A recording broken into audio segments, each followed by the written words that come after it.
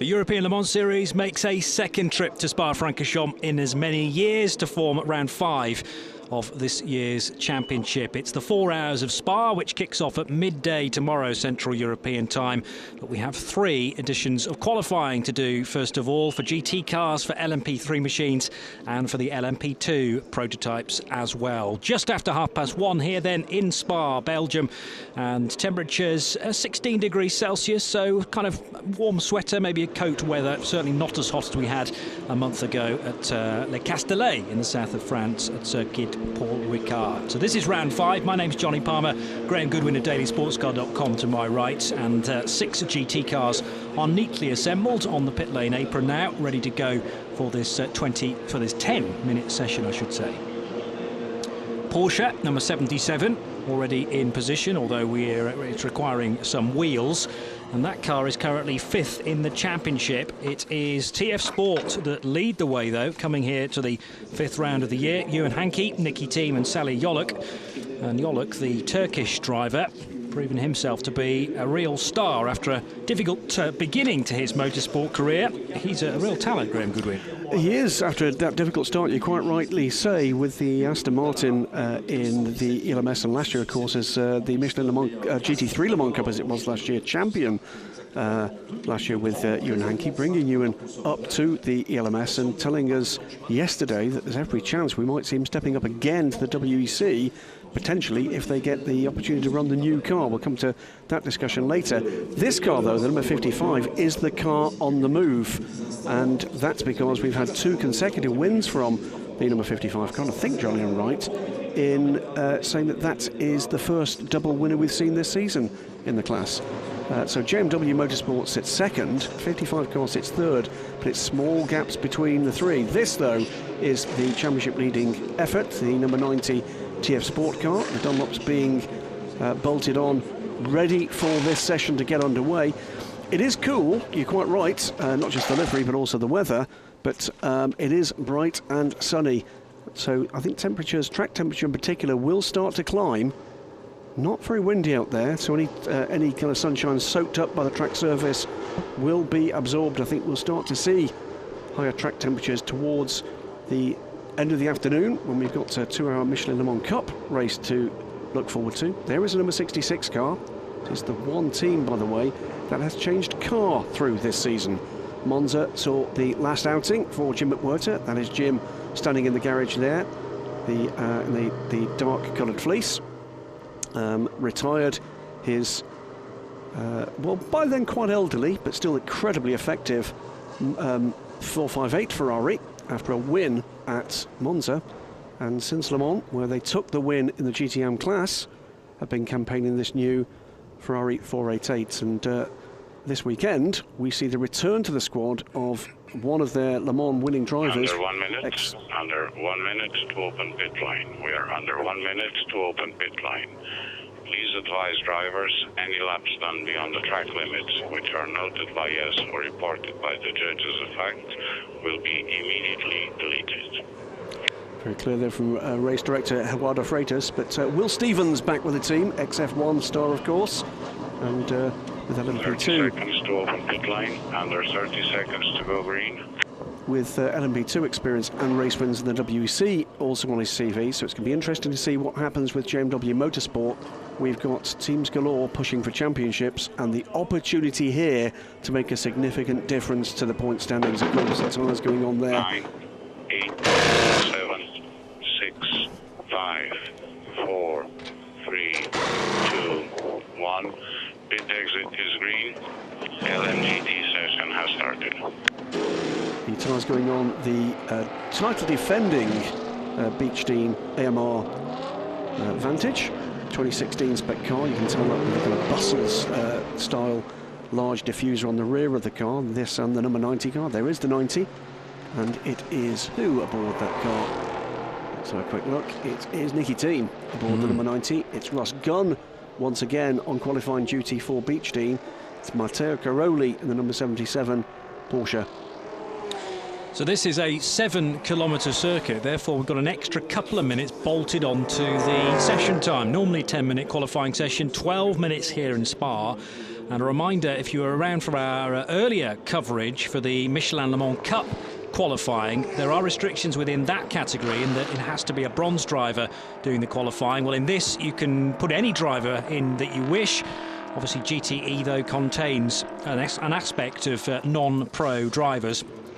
So it will be at least one bronze in the GT cars. You can then have either a bronze or a silver as your second driver, and your third choice is free. Hence, most teams go with a platinum or a gold choice.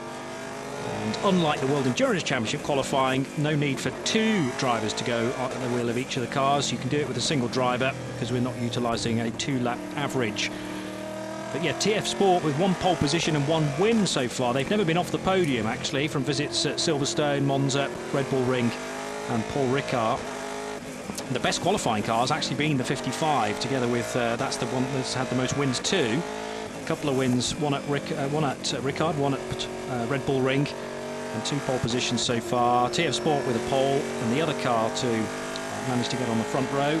And the pole position was the other Spirit of Race Ferrari, actually, the number 51 car of Andrea Bertolini. And we have a driver change in that as well, with Rino Mastronardi, welcome to the team, taking over from Gianluca Roda. Gianluca's son, though, Giorgio, is still the silver element in the number 51 car. So all six cars now out on track, with Andrea Bertolini joining in the fun. The 51 then in the hands of Bertolini. Matt Griffin aboard the 55 Spirit of Race car. Will Stevens in the 66 JMW. They're the three Ferraris. Then we get to the Porsche. That's in the hands of the three-man Matteo Caroli. Nicky Thiem and Ross Gunn are the guns, indeed, aboard the Aston Martins. And it has been Ross Gunn that's been taking on qualifying, Johnny, in races more recently from Darren Turner. And it's very much part of the development curve for young Ross. It is, because Darren, you know, what more can that man learn, really, behind the wheel of a car? Surely his career is tailing off, if anything. So handed over to the 20-year-old Ross Gunn, who is Darren's protege, if you like. He's been at his side for the past couple of seasons, helping him through. Former British GT4 champion Ross Gunn with Jamie Chadwick. And yeah, Ross is could be a real talent for the future. One of those sneaky silvers that may not be silver in maybe 2 or 3 years' time. But he is in that number 99 car, along with Andrew Howard, the team owner at Beechdean, and DT. I love you really, Darren. Everybody loves Darren Turner. Indeed. There's the 55, double winner then so far this year, with a couple of pole positions to its name as well. And flattering the curb a little bit is the 55 Ferrari. Andrea Bertolini now on an outlap. Matt Griffin likewise in that green car, and Will Stevens in the 66 machine. Now, Will did Le Mans. He did, and won, of course, with Rob Smith and Dries Fronteur, and a fantastic win in the debut for the 488. Nicky Thiem we just saw heading down towards Buon. Picture perfect day today, and perfect line from Nicky until he actually came out of the corner. He suddenly realised he was actually slightly off the track on the right-hand side, but Nicky Thiem just keeps the line there, drifts the car out wide. 7.5 minutes remain in the session. It is pretty quick fine. You've got to get those laps in and get them done quickly. Ross Gunn at the moment with the fastest first sector. Nicky Thiem with the fastest second sector. Matt Griffin with the fastest third sector. So spreading the favours widely just at the moment. Yet to see a quick lap time through.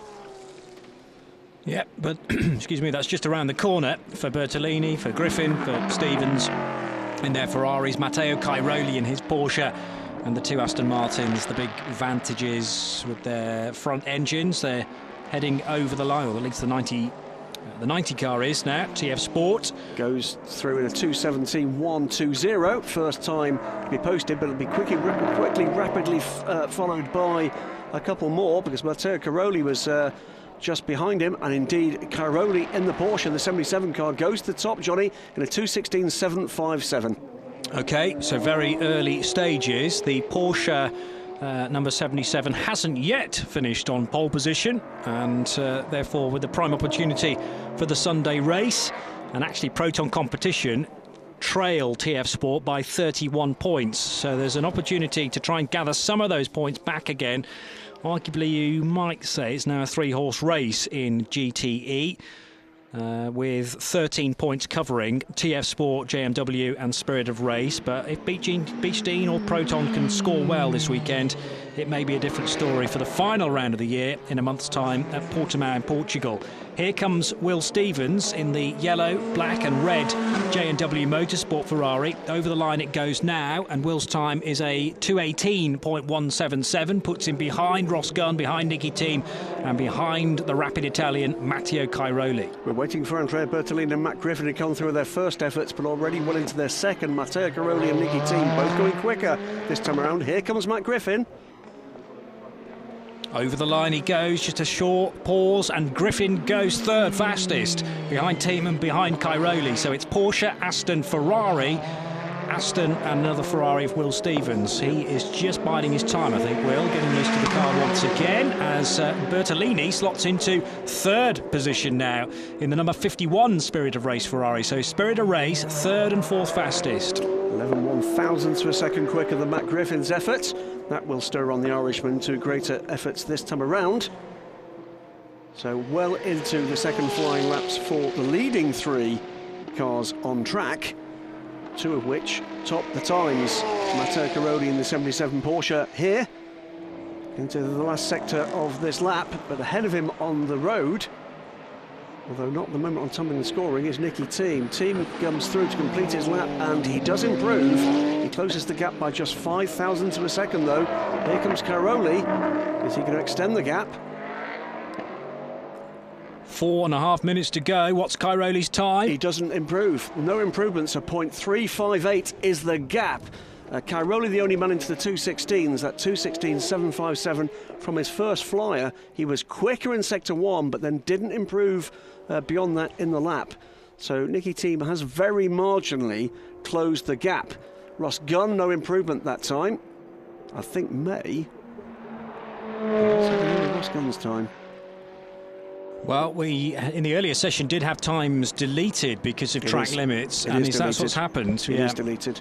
Out of turn 1, sometimes people were breaching the track limits out of La Source corner. Obviously, there's a lot of runoff area there to driver's left, and it's almost begging to be used, but you have to keep at least 2 wheels the right side of the white line. Also coming out of Campus corner there. It's there's potential for just running the car out a bit too wide, although Bertolini just about on his marks in the 51 car, heading now towards Blanchimont corner, a corner that requires full bravery. And no question at all that Andrea is well used to heading through there. Flat chat down towards the bus stop chicane comes the Ferrari, then number 51, currently 5th fastest. And there is a bit of a gap between the rest of the cars and where Bertolini is on the road. Stevens has been through and actually improves. I think he went from 5th to 3rd there. I think it was 6th to 3rd. Wow. He came from the bottom of the tumbling scoring to leapfrog Ross Gunn and the other Ferrari. So Will Stevens in the 66 car goes through 3rd position, 2nd row in GTE at the moment for Will Stevens. So a good lap there, and under a second back from Matteo Cairoli. And Bertolini didn't improve. He did a 2.18, which is not a great effort from the Italian. There's plenty more left in the tank, though. However, 2.5 minutes might pose a problem. They're doing 2.16, 2.17, so Bertolini will get this lap and 1 more. Where is Matt Griffin on the track? Just heading out of Le Con corner. This is the plunge down the hill towards Bruxelles. Riding on board with the 55 Ferrari, and he's deliberately gone out wide there to cut back again. Well, I say deliberately, the car looked to be a real handful at Bruxelles corner, almost treating it like 2 corners. Runs out a little bit wide as well out of turn 11. Needs to be careful of that. We've only so far had 1 time deleted. That was for 99, as Cairoli and Nicky Thiem both decide to pit. So maybe they've decided that their Dunlop tyres aren't going to produce any quicker times. Yep, done with 2 minutes to go, and still some fast lappery to come, I'm sure. Will Stevens is still pushing hard. It's an improved first sector for Will. He's got 9/10 of a second to find to get onto terms for pole position. That doesn't at the moment look to be on this lap. Didn't improve, but came pretty close to his fastest time in the middle sector, just about to complete effectively his 3rd flying lap. Comes the car now. Down the start-finish straight. The timing line is the first of these. Will Stevens does not improve. It's a 2:19.1 for Will Stevens. But Griffin also about to complete the lap. 2:17.787 was the last lap through for the Irishman. Here he comes. Now, is this the effort, or is he gathering himself for a final push? No improvement either for Griffin. Bertolini too looks to be somewhat off his ultimate pace. There is the 77 car, sitting very pretty indeed as a 2015 spec Porsche 911 RSR usually does. The oldest car left in this field this year, and Proton Competition telling us recently that we're likely to see at least one and probably two current spec factory Porsche 911 RSR, the mid-engine version of the car, back in the LMS next year. So an increased effort by the look of things from Proton on the way. Comes Will Stevens though, struggling to find the ultimate pace of the leading two cars at the Ferraris in the first sector here. Yeah, and they've obviously sent Will out as the quickest driver in the combination. The other drivers being Jody Fannin, 24 years old, another Brit, and Rob Smith, who is the bronze driver. And struggling to understand why two lights are being shown on the side of that Ferrari. Yeah, maybe. Very clearly is third. Yeah. Maybe a glitch. Normally, the positional lights that, well, they're not utilised in the ELMS, are they? I don't know whether they actually work, generally speaking. But there are two illuminated, you're quite right. However, the second fastest car in this session is Nicky Team's Aston Martin, the number 90 car. So that is a tad confusing. It may be an electrical glitch that's been carried over from the car that ran at Le Mans as well. And that's where the positional lights are used. Anyway, into the chicane goes for the final time. It's not going to be a preemptive position either, because he's bailing out, isn't he, Graham? He is. He's clearly outside the delta time. The drivers will see where they stand against their best sector times and best lap times throughout this lap, and he'll have taken the opportunity, those wide open spaces after Blanchimont, to see whether or not there was anything to be gained by completing that lap, and pretty clearly the answer is no. He's bailed out on that lap. At the moment, Will Stevens then sitting in third position. Matt Griffin very close to that time, but does not at the moment appear, well, pretty close to actually bettering it. Again, Matt will know this is Andrea Bertolini aboard the 51 car, sitting in, well, a highly unlikely fifth place in the order. But the quality of the pro drivers in this six-car field in GTE in the European Le Mans Series is very high indeed. And that car's going to pit as well along this precarious pit lane in route. What you can't see the other side of the concrete wall is there's a sharp drop down to the lower paddock there. So the car just goes on the very, very edge of that face. The 51 doesn't carry any leader lights at all, so I think that's just a hangover from another championship that the 66 runs in. So we're done with that session. Everybody either completing their final lap or bailing out into pit lane. By the way, if the question ever came up in a pub quiz, which driver has driven most Ferrari Formula 1 cars, the answer is Andrea Bertolini, because he shakes down all the customer sales cars for Corsa Cliente, and that runs into the hundreds. And they trust him with it because he's a trustworthy sort of bloke. He certainly is. He's Lovely. very, very nice. He's a lovely fella. And very rapid as well. I mean, was racing Maseratis, works Maseratis 10, 12 years ago, all part of the same group, of course, but it's been Ferrari 458s, 488s more recently, and the odd Formula 1 car, as Graham quite rightly points out as well. The TF Sport Aston Martin straight to the weighbridge to make sure that everything is within the regulations at the end of the session, but that is the first pole position of the year for not only the 77 Proton Competition Porsche, but a Porsche full stop. We've had Astons, we've had Ferraris starting from the front of the GTE field, but the first time for that German manufacturer and Proton Competition, having taken victory last year, I remember at, where did we race last year in Italy? Imola. I think that was their last victory in the ELMS though. And the highest position for Proton Competition this year, a second place at Silverstone. So that's given their weekend a brilliant start. Matteo Cairoli doing the time, the 21-year-old Italian sharing with Joel Camathius and Christian Reed, the team owner. There is confirmation then of the 2:16.757 that Cairoli was able to post, and that's 0.358 of a second faster than Nicky Thiem's effort in the TF Sport Aston Martin V8 Vantage. Third fastest was Will Stevens in the JMW Motorsport Ferrari. The two Spirit of Race Ferrari 488's fourth and fifth, and the Beech Dean AMR driven by Ross Gunn finishing sixth fastest. Good news there, of course, for championship leaders TF Sport is it was not one of their closest rivals that took that 1 point, Johnny. Yes, that's a very good point too. So TF Sport will go on to 78 points now and lead by 10 from JMW. Let's get some reaction from Matteo Cairoli, joining now Charlie George in the pit lane.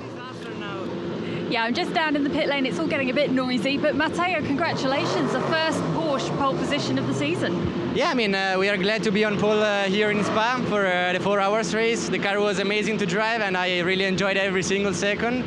Yeah, the team, as usual, did a perfect job, so we are pretty happy with the setup. And yeah, tomorrow it's the big day, and we will try to bring it home.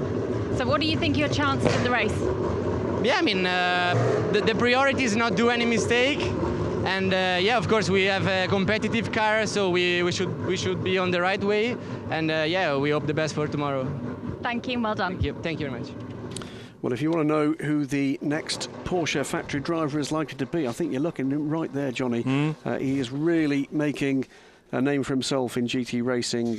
Porsche Junior driver, and he's got the whole package, hasn't he? Damn him, the talent, the good looks.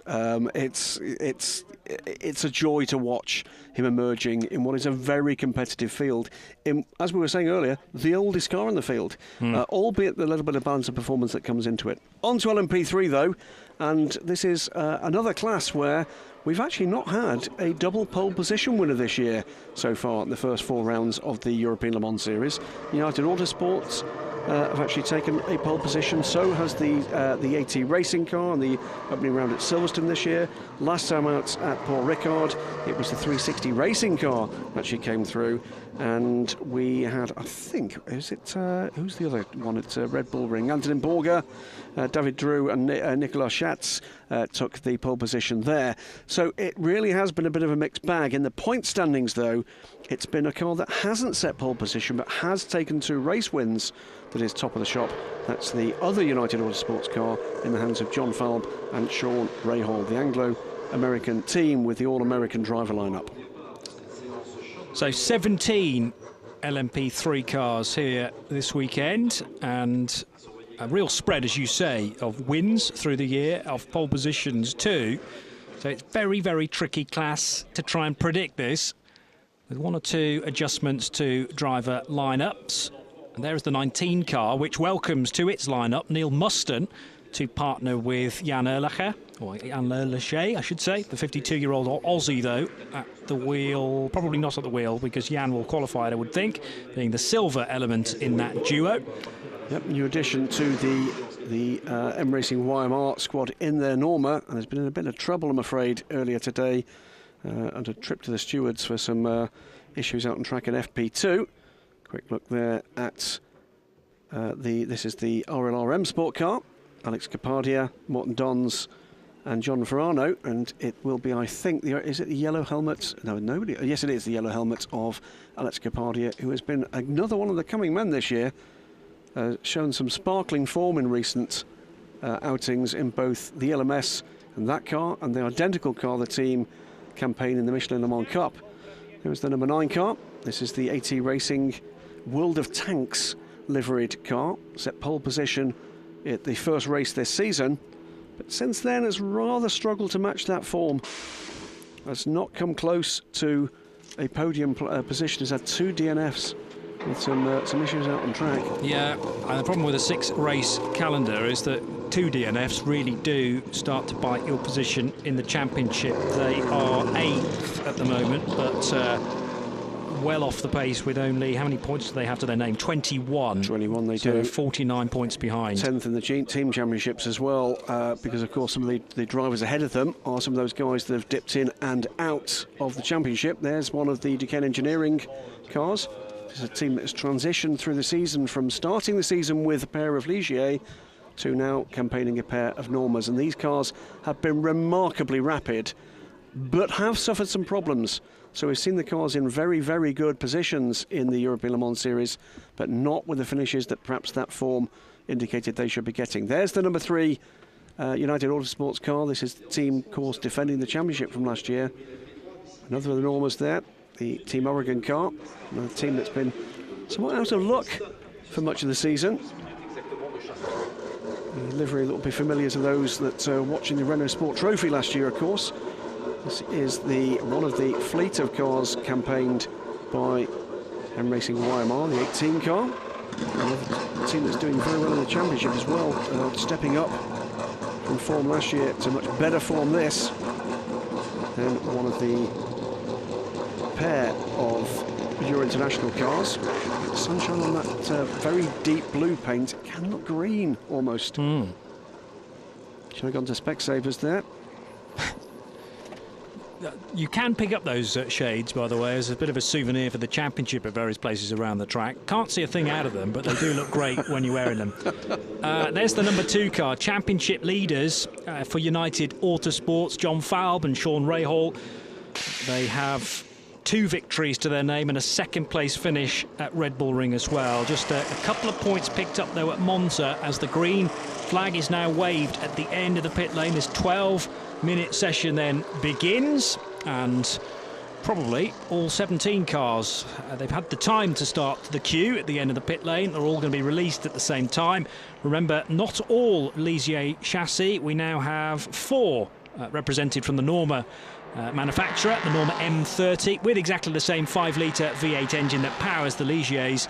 But Duquesne Engineering switching both of their cars now to Normas, along with the Oregon team, number 10 rather, and the number 19 car, which is the Yann Erlaché driven Norma M30 as well. In terms of the drivers we're seeing aboard the cars, Wayne Boyd is out there in the number 3 United Autosports car, Sean Rahal, the championship leading number 2. It's Iraj Alexander in the 4, Jürgen Krebs in the 5, Ross Kaiser in the 6, pole position setter last time out, David Drew in the 7, Vincent Beltoise in the 8. It is Dario Capitano in the number 10 Oregon car we saw on pit lane, Ricky Capo in the 12. It is Kuba Shimowski in the number 13, Alex Capario, as we said, in the 15, Mathieu Lehay in the 17, Alexander Cagno in the 18, Yann Erlaché in the number 19. And we're waiting for the last couple of cars to just pop out of pit lane. It's Giorgio Mondini in the 11 Euro International car, and we're waiting to who's going to leave the pit lane in the number 9. Matt Bell there in the United Autosports garage after just taking part in the effort for the team in the Michelin Le Mans Cup and coming off the back of a win in the British Championship last weekend at Donington Park. So here's the 360 Racing entered machine, car number 6, and it's Ross Kaiser at the wheel. He's had an eventful season when it comes to qualifying sessions, with a wheel coming off at Red Bull Ring. Twice, I think, that made him, wasn't it? One in quali and one in the race. It was. He didn't have the best of times, did he? No. But coming round to start their outlap, or finish their outlap rather, and starting the quick lappery we're going to see from these guys and positioning themselves and at the head of a group of 3 that he started the lap behind, Alex Capadia. Just ahead, there you go. They're the white car with the yellow stripe down the middle and the black edging. Good looking livery on the RLR cars this year. 9.5 minutes of rapid track action begins now. There's the 7 car just heading through La Source, driven by David Drew, but should say happy birthday to Antonin Borger, who was 30 years old on Thursday, who's the Swiss driver, also part of that lineup. Drew, also from Switzerland, and Nicolas Schatz, the Frenchman, who has done a lot of hill climbing in the past in France. In cars, we should say. Yes, not just rambling. Absolutely. That's our job. Yeah, yes. He's probably got a good pair of walking boots, I would imagine, Nicolas Schatz, if he has to recce some of his routes. But that's where a lot of his success has come in the past. But turning his attentions to endurance racing for this year at Duquesne Engineering. Duquesne with a couple of cars, the 7 and the 8. There's the number 2 car, John Falb and Sean Rahal, and it is Rahal doing the qualifying But no quick times coming through just yet. Who is first on the road, potentially going to set one? The 19 car just over the line, but that's an outlap as well. It may well be car number 9 that was released rather swiftly. It is. Let's have a quick look. It clears sector 2 from the starters here. Just looking at the cars circulating around the map, though. It might be car 15, actually. Yes, I think you might be right. It's either 6 or 15. It's either 9 or 15. And they are still only at pit path now, turn 11, turn 12, so they've got to do the whole of the final sector before we see quick times coming through. It's Ross Kaiser. It's the 6 car. OK. It's 6 ahead of Alex Capardia. So it's Kaiser and Capardia, I think, are going to be the first 2, because the number 9 car is only on its outlap. And that is going to get in the way, I think, well, that's the danger, isn't it? Mikkel Jensen will have to have the eyes in the mirrors to allow Kaiser through. I think he's already been allowed through, actually. Yep. And no, there is the 9 car. So that's Jensen on the outlap for AT Racing, and behind will be Kaiser to potentially set a quick time. There is Kaiser in the background. So over the line then comes the 6 car to immediately go quickest. No surprise there. 2:15.928 is the effort from the 360 Racing car. Now the 9 car did not get in his way. We know that because it was the fastest 3rd sector thus far. Ross Kaiser retains that. David Drew is through, so is Alex Capardia. They're both into the 2:16s, 4 tenths and nearly 8 tenths down for Drew and Capardia in that order. So Kaiser from Drew, from Capardia. Then Matteo Coloni's time stands currently as the 4th quickest, ahead of the Norma of Dario Capitano, 10 car. So top 3 cars at the moment, LMP3 cars, with others still to either post a better time or to post any quick time at all. In free practice, Wayne Boyd goes, sorry, apologies, that's Tommy, right, goes through 3/4 of a second up, so it's a 2:15.192 for Wayne Boyd after a couple of traumatic races for United Autosports. 2:15.192, and the 2:15.1 bracket also hit by Sean Rahal, goes to the top of time and scoring, Johnny. In free practice 2 held this morning, the 3 car, and I would imagine Wayne Boyd's time, was streets ahead of everybody else. 2:15.7, or well below that now with a 2:15.101, but I think other LMP3 teams maybe had other priorities for pre-practice 2 this morning. Slight off for Wayne Boyd. Did he keep the wheels on the track? He did. No, he's still on the white line. That's allowed. On the line is fine, over the line not so much, but there's curbing there as well, which may at times be counted as the track as well.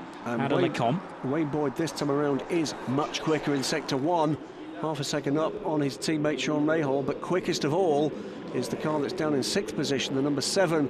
That's the Duquesne car, the Norma of David Drew. This is going to be fast and furious stuff. We're going to be looking at rapidly changing timing screens for the next 5.5 minutes, Johnny.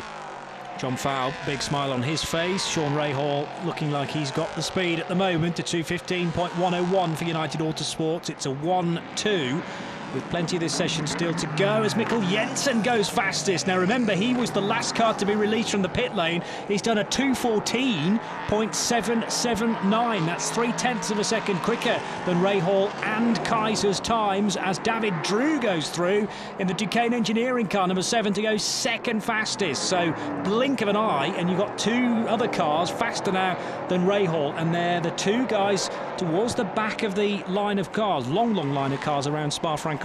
That came just after Ross Kaiser came through for his second flying lap, which was just 0.005 of a second off what had been the previous pole position, provisional pole setter, Sean Rahal, of 2:15.106. Wayne Boyd, though, smashes it out of the park this time, a 2:14.345, 0.4 up even on Mikkel Jensen.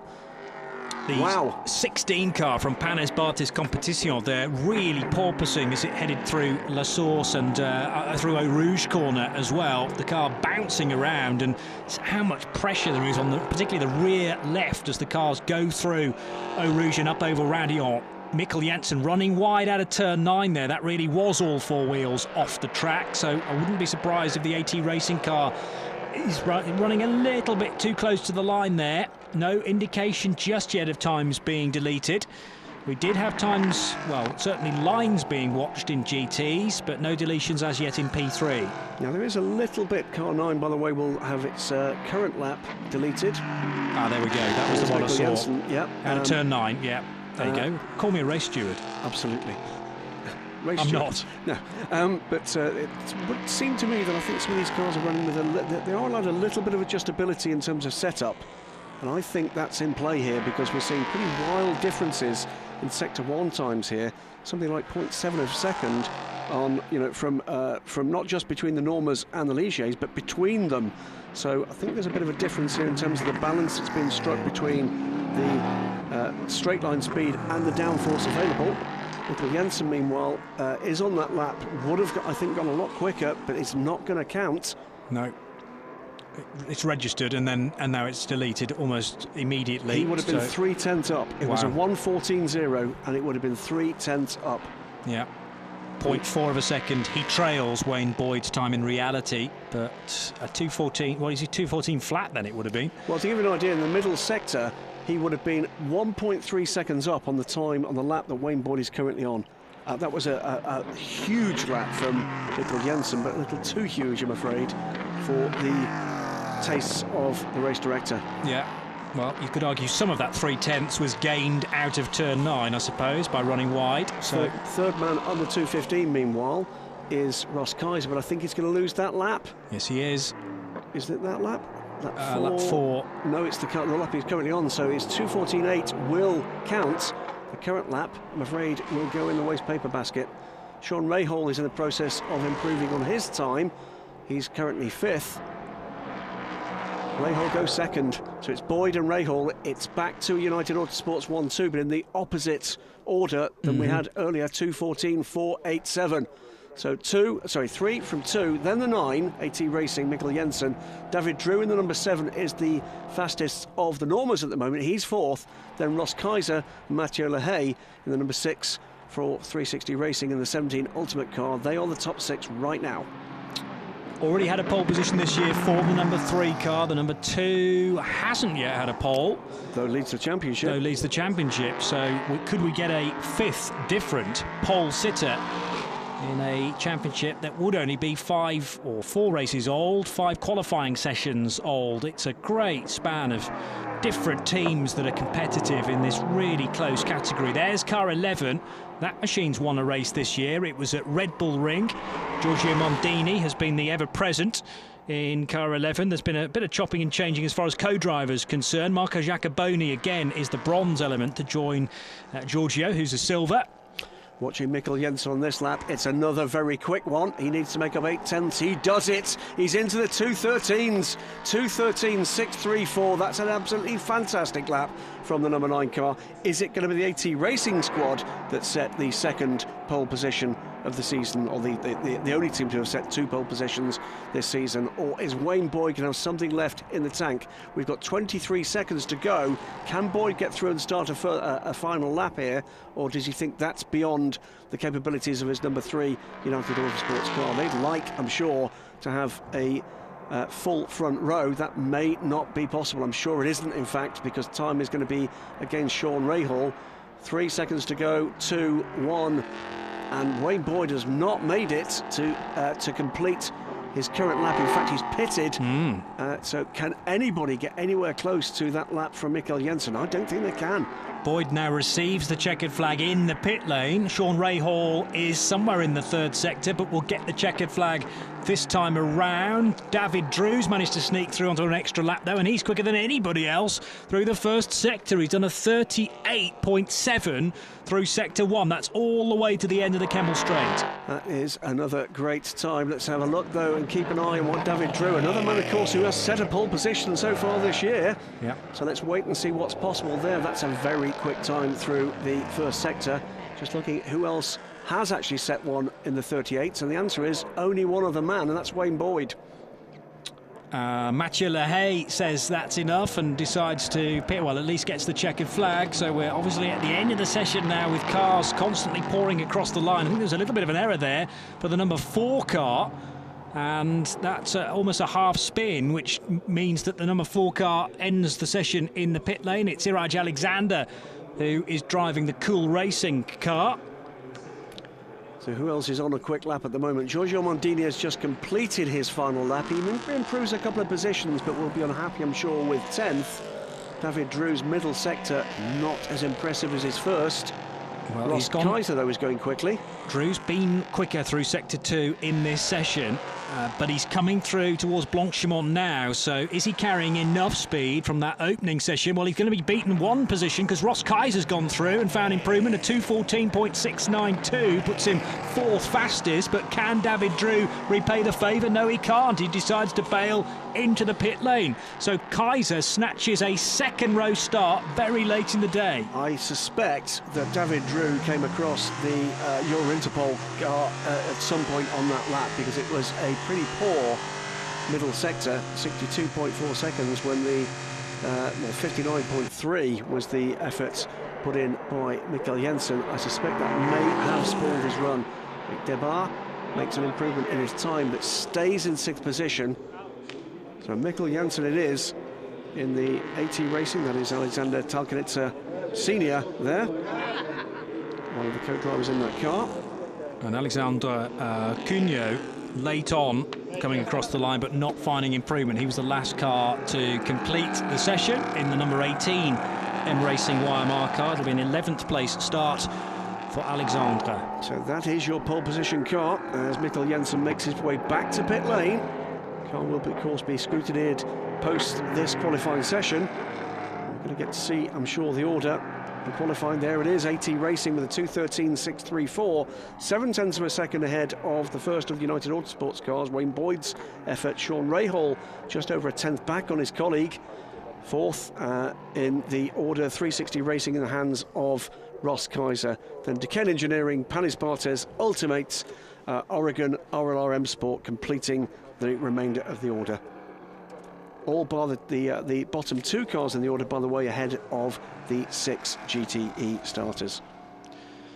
Yes, so Eric Alexander and Jürgen Krebs will have to start their cars behind 6 GTEs, but an enthralling session once again, so tricky to try and predict, and it's a second pole of the year for AT Racing. It may well have been Mikkel Jensen who got that at Silverstone as well, sharing with Alexander Talkanitsa Jr. and Senior for the whole season, I seem to remember. And Mikkel Jensen, a regular within AT Racing, effectively run by AF Corsa, but AT being the family name, Alexander Talkanitsa. That car's just working its way now back towards the end of the lap, towards the pit lane as well, so that Mikkel Jensen can be congratulated, probably, by Alexander Talkanitsa Jr., who's now in the pit lane with Charlie George. Yeah, I'm down here at AT Racing. Second pole of the season for you guys, so that must be a great feeling after what's been a fairly unlucky season so far. Yeah, so it was impressive lap by Mika. I think especially the second, the second sector was really impressive. And yeah, as you said, like our season goes like up, down. So we had a good first race, then we had a problem in Monza, then a good race in Red Bull Ring, then I got a problem last week, so it's good to be back. We have a very quick car and now we just have to perform during the race. Good luck, thank you. Thank you. So it'll be fascinating to revisit the data from the Alcamel timing and scoring system to work out just how many potential cars we had on pole position through that 12-minute session. It will have been many different potential pole times between about 4 or 5 different cars.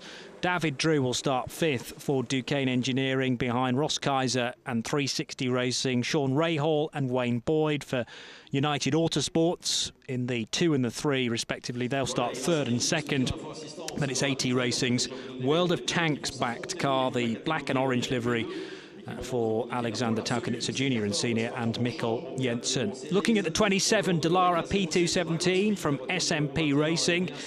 This car joining the championship quite late on. It was Red Bull Ring the first time we saw this machine, although it did race at Le Mans as well, with 2 very young drivers, Matevos Isakian and Yegor Rudchev, 19 and 21 years old respectively, basically coming from the Formula V8 3.5 series, another single-seater racing they've done in the past, and Red Bull Ring was their first venture into endurance racing and prototypes.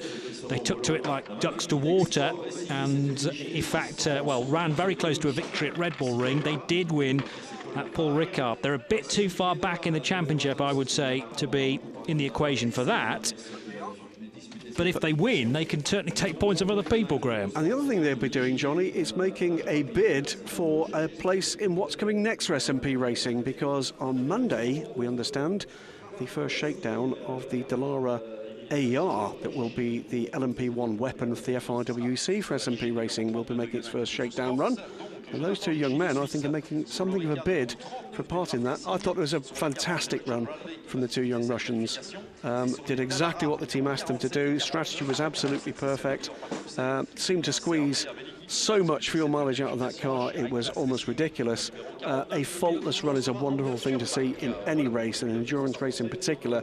It's all the more difficult to deliver because of the additional variables, and they achieved just that. Driver coached, by the way, by none other than Warren Hughes, this pair, and Warren is here again this weekend and hoping for an opportunity, I'm sure, to show them what he can do at the wheel of an LMP2 car. Fingers crossed, Warren. What we don't know yet is whether or not we'll see them back for next year. On screen now, the only car to have actually won 2 races this year in the European Le Mans Series. It's the 32 Ligier JSP 217 of United Autosports. But this is the championship leading car, the 22 G-Drive Racing by Dragon Speed car. And you can see on the side of the car a vinyl that's been added to wish everybody well in Mexico after the terrible earthquake earlier this week. Memo Rojas, of course, part of this effort with young Leo Roussel and returning to the team after 2 races away on Super GT duty, Rio Hirakawa. It's 47 here. This is the Settler Valoba Corsa car. It is going to be Andrea the Don Pellicchi that goes qualifying here. The ex-Rebellion Racing man, of course, with lots of LMP racing experience in both P2 and P1. Joined by Sergio Sonigiotto and Roberto Lacorte. 21, the Orica Gibson of Dragon Speed. 10-star livery aboard this car. Nico Lapierre with car owner Henrik Edman. They've not had the best of luck and behind on pit lane. And in the points as well, the number 25 Algarve Pro Ligier. Now, couldn't quite see who was at the wheel of that, but my guess would be Andrea Pizzatola. Yes, he is. Well, actually, they're all silver-graded drivers in Algarve Pro Racing. There is a new nose for the high-class racing car. I seem to think that's the Dallara, isn't it? The number 49 car. That car, I think, had a problem in the last free practice session. We didn't see what happened, but there was a tangle with the YMR Norma of Neil Muston. Okay. Which Mr. Muston was required for a meeting without coffee. But it would appear that the front end of that car had suffered some damage. We might have a chat with the team after this session. Tyres going on board the number 47 car. Clearly they don't have any nose sections that match the high-class racing livery. They could have gone along to Settler Valoba Corsa. It's not far off, is it? Pretty close. Another Dallara. But they do have bits and bobs in the flat black, the matte black livery to attach to the car. So if you see the high-class racing machine going around, probably with Anders Fjordback at the wheel, that is very easy to spot. There it is again, in fact, on the internal jacks, just having its Dunlop tyres bolted on. See the number 40 Graf Racing car there ready to go as well. One of the Oricas in the field. So 3 of the 4 available LMP2 choices on this grid with Dallara, Ligier and Orica. There is one of the Oricas, the number 22 car. And it's fabulous. Gibson V8. Yes, indeed. Powering all of the cars. You mentioned the 40 car, James Allen, a little bit too hot in one of the sessions, either today or yesterday in the pit lane, breaking the speed limit of 60 Ks, and was pinged for that. So there's so many different things that the drivers have to keep their eyes on. We may well have a full course yellow through the course of tomorrow's race as well, which is 80 kilometres per hour. 60 down the pit lane, and these cars carry various different speed limiters on board. So 12 LMP2 cars, 10 of which are on Dunlop tyres. There are a couple on Michelins, those being the Panes Barthez Competition Ligier of Fabien Barthez, Tim Bouret and Nathaniel Bertrand. And the other car on Michelin tyres is the Edex Sport Racing entered Ligier of Patrice and Paul Lafargue and Paul-Luc Chatin this weekend, taking charge of the driving duties. He's the gold driver. It has been Olivier Pla in the past. It has been David Zollinger as well for things like Le Mans. Paul-Luc Chatin back in the ELMS, which is good to see. Yeah, a man that certainly deserves a regular place on any sports car racing grid. Has been the Rookie of the Year in the past, hasn't he, Paul-Luc Chatin, back in the Formula Le Mans days. That's right, yes. Kind of middle class, the one-make prototype series that used to run as part of the ELMS. So the full lineup of drivers are going to be taking part in this qualifying session. 10 minutes to go. It's Ben Hanley in the 21 car. We can see that car, so no Nico Lapierre in that car. This one, Ben has been really absolutely on fire, both in this car this year and also in the Mana car in the WEC. Last couple of races, Ryo Hirakawa makes his comeback with the team, and we've had Leo Russell putting the pole position in, didn't we, for the 22 car at Red Bull Ring, if I remember rightly, but the Japanese Toyota reserve driver is aboard the car. Nat Berton is in the 23 Panis Barthez car. It is Andrea Pizzitola aboard the 25 Arcar Pro. Ruchev is in the 27 SMP Racing car. Paul-Luc Chatin in the 28. Jan Lammers in the Racing Team Netherlands 29 Dallara. Felipe Albuquerque in the 32 United Autosports Ligier. Enzo Gibert in the 39 Graf car, Richard Bradley in the 40 Graf machine, Andrea Bollicchi we've already seen aboard the Cetelard Valois Corsa car, and it is Dennis Anderson in the 49 car for High Class Racing. 9 minutes to go, and the car's now on the first of their flying laps. So my apologies to Dennis Anderson. I was expecting Anders Fjordbæk to do the qualifying, but clearly the bronze driver being given a little bit of extra drive time here and the responsibility of getting the car up on the grid. And that almost certainly is because they lost time in free practice due to that accident, so Dennis will not have had the time that he would have wanted. It is a circuit he knows, although I seem to recall that he was part of what was a massive shunt at the beginning of the Renault Sport Trophy race, and not his fault either the last time we ran here, so maybe feeling as if he needs a bit more track time here. That could be a smart move. Huge crash, wasn't there, last year, coming out of the source with one of the machines having broken steering. Last year's winners, by the way, in the ELMS were Dragon Speed, the number 21 car with its only victory of 2016. Same driver lineup as we have now, Ben Hanley, Henrik Hedman and Nicolas Lapierre. They're in desperate need of a win here this weekend at Spa. I think, unfortunately for them, the one car at Dragon Speed is out of the championship running. That's the 21 machine, but the sister car very much in the title hunt. 12 points its lead over the 32 United Autosports car, and 31 points an advantage on the 39 Graf car. Indeed, lots of teams showing speed, and a little bit of a stumble maybe coming through the final turn there from Ryo Hirakawa. But he goes through in a 2:02.832. That is the mark to beat. Who's going to be next through? Well, it's Enzo Gibert, 2:03.134. So close there between these two for starters. 0.3 of a second. Just going to look at Enzo Gibert and the line through there. A bit more porpoising there as well. Yes, particularly on the run down to Eau Rouge, and it always amazes me how much the tyres, despite the pressures being well and truly up and plenty of heat in the tyre, that it just seems to move around like jelly when the car is really under a lot of downward pressure. Clearly there's compression there, big style, into Eau Rouge, and the car moves around for the driver to deal with as the foot is probably buried to the floor as much as you can in one of these high downforce LMP2 machines, and it's a case of just hanging on and hoping you appear at Raidillon roughly in a straight line. Felipe Albuquerque has come through in third position for United Autosports. Paul-Luc Chatin is third, fourth rather. Richard Bradley takes that position.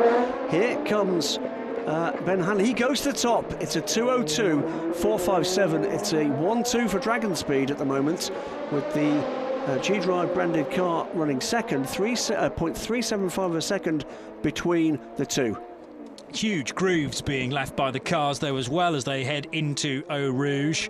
They call it Redwater because of the brook that runs under a little bridge there, but the track's starting to become red in places. The wooden, the board that runs on the bottom of these cars, the skid plank, getting a real bruising as the cars head through Eau Rouge and then up over the top at Raidillon. Here comes the 27 car, and which of the two young Russians did we put at the wheel of that machine? It's yet to post a time. It's Yegor Rudchev down in 22nd position. That will change at the end of this lap though, because he's very quick through sectors 1 and 2, just waiting for him to come across the line, and we'll have this solid bank of 12 LMP2 cars at the top of timing and scoring. Yegor Rudchev just coming into the bus stop chicane now, out of Blanchimont. And the steering wheel really rattling around in his hands as well there. Vibration high up on, and a little bit of corrective steering required by Yegor there to get the car levered through the right and the left to end the lap. He'll come across the line now to go 9th fastest, Yegor Rudchev at 204.324. 5 minutes to go, and Ben Hanley is in the middle sector in car 21. Just waiting for him to appear at Curve Paul Frere, which he does now. The sister car, number 22, with Ryo Hirakawa back in the championship after 2 rounds out, with him being on Super GT duty. That car just rounding Bruxelles corner now and approaching turn 9. Yeah, Ben Hanley well off the ultimate pace on this lap, certainly not pushing hard to improve on this one. We'll wait and see what kind of pace we're going to see out of Ryo Hirakawa.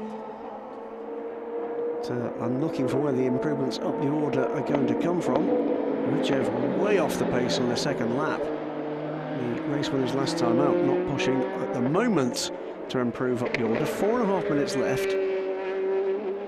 Hanley pits. And is that going to be it for Ben Hanley? I suspect it might be, you know. Let the rest of them chase. Yeah. 202.457 gives them a cushion of 0.375 of a second, and the crew are not going to burst into life. They're not going to change tyres or anything like that. I mean, you could effectively change a driver. There's nothing in the rules that says you have to keep with the same driver. The jumbo car, the Racing Team Nederland De Lara, has been off because that car looking rather slow as it rejoins. It was at the end of the Kemmel Straight. You don't often have small incidents here. The car didn't turn in. Now there is plenty of runoff there, and a couple of rumble strips as well to make sure that that route isn't quicker than staying on the track. Well, if you do track limits, do it properly. Jan Lammers showing how it should be done. Exactly the old master. right. Excellent. And just to the left there is where the old track disappears up the road. Much of that you can still do in a road car. It went left, sharp left there, and away off into the country. First time later, won't we? I'm looking forward to that. We are indeed. It would have been an improvement for the 39 car, but that lap has been deleted. Albuquerque has improved. Gilbert, by the way, has pitted too. I have to say, on arrival here, and doing what we normally do on arrival, just a quick wander down the pit lane, there was an immediate kind of visual confusion because in the pit garages, the 2 Dragon Speed cars have changed the order. Normally, as you look at it, it's the 21 car on the left, 22 car on the right. It's the opposite way around this time. I gather that's the way the allocation was done. Okay. So they just do these things to fox us, I think. Just messing with me. Exactly, yeah. Can't quite work it out in the brain. You just need to stand the other side of the garage and everything will be right. It would be fine. Maybe I stood on my head. Here's the 39 car, one of 2 Graf machines. 3rd fastest so far for Enzo Guibert. Again, a driver with good form here at Spa, because if the memory serves, he says, looking the results up from last year, it was Enzo Guibert, Paul Butty, Eric Trouillet in LMP3 that took victory here at Spa-Francorchamps, and they've been promoted, or they promoted themselves into LMP2 for this year, and still showing good speed. Edex Sport rather slow there, coming out of Lecombe corner. I think that was more of a case of the 28 machine, driven by Paul-Luc Chatin, just allowing a faster car through, and maybe Paul-Luc Chatin will really give it the beans on the next lap. 1 minute and 50 seconds to go. Jan Lammers hopefully with a much better line through Lecombe corner. Again, the car thought about not turning in though for a spell. However, Lammers now out of the 3rd bit of Lecombe and down the hill towards Bruxelles corner. This looks a lot more respectable. Jan Lammers doing a 36.5 through the 1st sector. He's got time to try and find that car, only 11th of the 12-car field. Big lock-up for high-class racing as well, and Dennis Anderson, or a spin, in fact, for Dennis Anderson, coming out of La Source corner, and the car briefly broadside across the track. It's not been a particularly glittering qualifying so far here for the De Laras. They don't like this one, do they? At the moment, the 4 De Laras, they prop up the times here, 9th through to 12th, the 4 cars. Struggling to squeeze the times out here. In comes Ryo Hirakawa. There's only really, I think, Richard Bradley in a position here to challenge this leading order. At the moment it is 21 top of the shop with Ben Hanley's effort, 202.457. Then Ryo Hirakawa almost 4/10ths back. Enzo Guibert a further 6 tenths back. Actually, sorry, 6 tenths back on the lead time. And Felipe Albuquerque also on pit lane. All 4 of those cars, by the way, the United Autosports cars. So we're not going to see pole position from the Ligier either. Whereas Richard Bradley does not appear to be attacking the bus stop here, and I think he's going to bail out too. He has. Well, this is looking more and more like a pole position for Dragon Speed with their 21 car. It would be a 3rd pole of the year, despite not gathering that many points together from the races, sadly. A 2nd place finish in Monza. Their other finish was at Paul Ricard, where they were outside of the top 5. And they managed to garner 1 point from the Silverstone race, a non-finish at Red Bull Ring. But if it was all based on qualifying, Dragon Speed would be streets ahead of everyone. And it looks like that's where all the congratulations are about to kick off. For Ben Hanley, Nicolas Lapierre obviously handing the responsibility of qualifying the car over to the young Mancunian this weekend, sharing with Henrik Hedman, the team owner, and Ryo Hirakawa, make it a dream grid for Dragon Speed, because the G-Drive racing car in the ELMS is run and prepared by Dragon Speed, and they lock out the front row. Henrik Hedman there. He's the other driver. We talked about Nicolas Lapierre, we talked about Ben Hanley, but Henrik Hedman, the non-pro driver and the owner of actually both those cars for Dragon Speed. So the contribution of some of these gentlemen drivers should not be underestimated, both on track and off. Enzo Guibert, having set the 3rd fastest time, a 2:03.053. Winner here last year in P3, will start the Graf car alongside Philippe Albuquerque's number 32 car, the car he shares with Hugo de Sadelier and William Owen. And those guys, 2nd in the championship, 12 points off the G-Drive machine. So they're in the mix, starting from the 2nd row tomorrow, and actually starting right behind their championship rivals, the number 22 machine. So end of the session, effectively just Jan Lammers out there to complete the lap he's on, and that is not going to be a lap that improves. Nick Manassian, the sporting director, and indeed the reserve pro driver for Dragon Speed, smilingly greets Ben Hanley. Of course, we're seeing Nick Manassian for the last 2 races, whilst Ryo Hirakawa has been on that Super GT duty for Toyota. Star-studded stuff this year at Dragon Speed. Yeah. And the one thing that this session doesn't change is the championship standings at the top end, because it's still a 12-point margin that G-Drive Racing have over United Autosports and their 32 car. Graf Racing are then 19 points further back, the number 39 car, and High Class Racing, who've had a good season actually, coming up through the ranks from the Renault Sport Trophy, where Dennis Anderson and Anders Fjordbach shared one of the Renault RSO1 cars. They kept that duo together, kept the same paint scheme as well, and High Class Racing 4th in the championship, trailing G-Drive Racing by 44 points. Let's get some reaction though to the Dragon Speed pole position. Here is Ben Hanley with Charlie George. Well, Ben, you took over the reins of the car this weekend and you've got the job done, another pole position. Yeah, the team did a fantastic job. Masked a bit our pace in FP1 and 2 with some of the tests that we did and some traffic and things. So, we knew we had the pace in the car. It was just about putting the lap in, and the tire deck's quite high, so lap 1 is the lap, and fortunately we did a good job, and it was a good lap. Now, looking to the race, how is this circuit for all of you guys? Yeah, it's iconic track, isn't it? So it's an amazing track, and in these cars it's even better. The performance is really high. So yeah, it's a great track. It's going to be difficult for the tyres, like I said, but yeah, I love coming to this place. Thanks, and well done, Ben. Thank you. So yeah, the 3rd time that car's been on the front row, on pole position for ELMS, and there is confirmation of it. 0.375 of a second the margin. Dragon Speed's time at 2:02.4. G-Drive, the sister car within the team, starts alongside. And then it's Graf and United Autosports represented on the 2nd row. Graf and Algarve Pro Racing start from the 3rd row. 7th fastest Panes Barthez Competition with their Ligier, the EDEX Sport Ligier, next up. And we have a couple of Dalaras starting 11th and 12th. The Racing Team Nederland car piloted by Jan Lammers, and Dennis Anderson in that re-nosed High Class Racing Dalara. We'll start from 12th position. A reminder of how the LMP3 and the GTE cars will line up for tomorrow's race. We start at midday Central European time, so slightly earlier than normal. Means a nice early finish for us here at Spa-Francorchamps, and we hope the weather is going to stay as it is today, with temperatures decent, 16, 17 degrees Celsius, and no rain predicted. That is a very brave thing to say here at Spa, a place with its own microclimate, but can't see any rain on the radar heading into Sunday. We're really looking forward to this, the 5th race of the year for the 2017 European Le Mans Series. My thanks to Graham Goodwin. And it just remains for me to say that join us for later on in the Michelin Le Mans Cup. We look forward to tomorrow's race at midday. Bye for now.